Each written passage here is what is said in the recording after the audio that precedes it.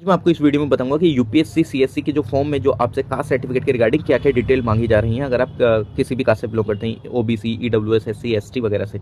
तो सबसे पहले हम जानते हैं ओबीसी के बारे में। इफ अगर आप सेलेक्ट करेंगे ओबीसी कैटेगरी में तो ओबीसी में आपको ये सबसे पहले दो ऑप्शन दिखाएगा। एक दिखाएगा क्रीमी लेयर से अगर आप बिलोंग करते हैं तो आप येस पे क्लिक करेंगे, अगर आप नहीं करते हैं तो आप नो पे क्लिक करेंगे। नो पे जैसे ही क्लिक करेंगे तो आपसे वो सर्टिफिकेट नंबर मांगेगा, किसने इशू करा, कौन वो अथॉरिटी थी उसका आपसे वो पूछेगा। उसके बाद आपसे डेजिग्नेशन पूछेगा, जो भी वो अथॉरिटी थी। आपके जो सर्टिफिकेट है उसके ऊपर लिखा होता है कि वो कौन सी अथॉरिटी थी जिसने इस पर साइन करे, जैसे तहसीलदार वगैरह, जो भी ए टू जेड लिखा रहता है। आपका कौन सा स्टेट था जिसने भी वो सर्टिफिकेट इशू करा, कौन से स्टेट की अथॉरिटी थी, वो एड्रेस क्या है इशूइंग अथॉरिटी का, आपका जो इशू सर्टिफिकेट है उसकी डेट क्या है। इसको थोड़ा सा ध्यान में रखना क्योंकि आपका जो सर्टिफिकेट है ना वो आपका होना चाहिए 31 मार्च सन 2025 के बाद का। ठीक है, 31 मार्च सन 2025 के बाद का ही आपका सर्टिफिकेट वैलिड है ओबीसी वाला। और फिर बाद में आपका वो फादर का पूछता है कि अगर आपके फादर जो सर्विस में थे तो आप उनका कुछ पोस्ट वगैरह जो वो आप भर सकते हैं, रिटायर्ड हो गए हैं तो भी आप वो चीज़ इसमें भर सकते हैं। फिर उसके बाद आ जाता है इसेंशियल पार्ट कि आपका जो कास्ट का क्या नाम है, आप कौन से कास्ट से बिलोंग करते हैं। फिर वो आपसे सेंट्रल लिस्ट नंबर पूछता है, तो आपको सेंट्रल लिस्ट नंबर अगर नहीं पता है तो आप यहाँ पे क्लिक करके अपनी कास्ट को सर्च करके वो आप अपना सेंट्रल लिस्ट नंबर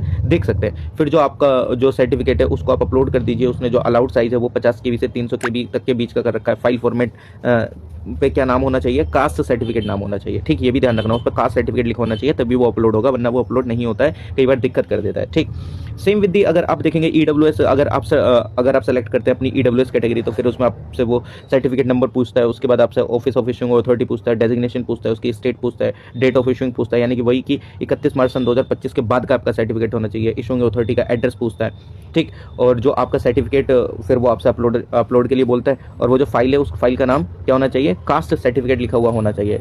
ठीक, और कास्ट सर्टिफिकेट भी कैसे लिखा हुआ होना चाहिए, उसने पूरा फॉर्मेट भी दे रखा है इसमें। ठीक, वो आप देख लीजिएगा। उसके बाद अगर आप एससी वाले में जाएंगे तो सेम एससी वाले में भी आपको वो चाहिए, यानी कि सेंट्रल लिस्ट नंबर चाहिए, डेट ऑफ इशूइंग, यानी कि सेम वही प्रोसेस है जो आपका ईडब्ल्यूएस और ओबीसी वाले में था। एसटी वाले में भी सेम वही है। ठीक है, वो जो सारी चीज़ आपको प्रीवियस मांग रहा था वो सारी चीज़ें अभी भी मांग रहा है। इफ़ अगर आप ओबीसी का क्रीमी लेयर को सेलेक्ट करते हैं तो फिर वो आपसे आपके फादर जो सर्विस वगैरह में उनके बारे में डिटेल पूछता है और आपसे फिर वो एक डिक्लेरेशन लेता है, फिर आप नेक्स्ट फर्दर प्रोसीड कर सकते हैं। ठीक, इफ़ अगर आपको मेरे से 1-to-1 ज्वाइन होना है तो आप मेरे को डीएम करिए, हाई मेंटोरशिप, फिर मैं आपको गूगल फॉर्म भेजूंगा जो कि आपको फिल करना है। उसके बाद आप मेरे से 1-to-1 कनेक्ट हो सकते हैं to get the right direction for